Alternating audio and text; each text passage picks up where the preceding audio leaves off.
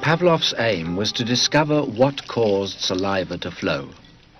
He rerouted the salivary ducts to the outside of his dog's cheek so that he could collect and measure the spittle. Perhaps, he thought, the production of saliva might be the result of a fixed nervous reflex, like a knee jerk. 5 минут 42,5 секунды. After taking many measurements of spittle, he confirmed that the dogs drooled automatically when their tongues touched food. He called the response the salivation reflex. 4,5. Хорошая собачка. Я предлагаю поменять собаку. But his work started to run into trouble. As his dogs became familiar with the experimental routine, they started to fill their cheek tubes before Pavlov had a chance to stimulate their tongues. The dogs were learning to anticipate food. Pavlov tried a new technique.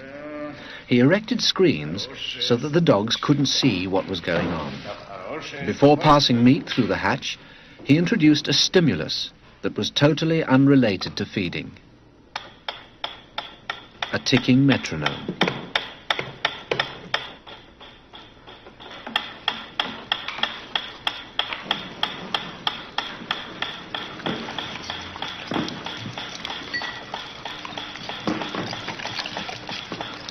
At first, the dog dripped saliva into its cheek tube only when the food appeared. But after a number of trials, the dog began to connect the ticking with the arrival of meat.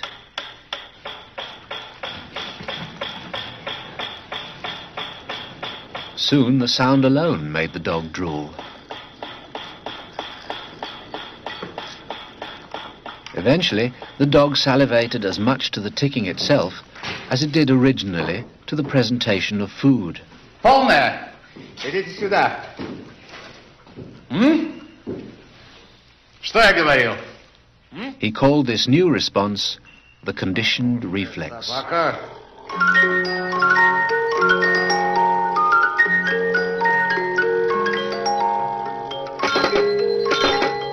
Whatever the stimulus, his dogs could soon be conditioned to produce saliva.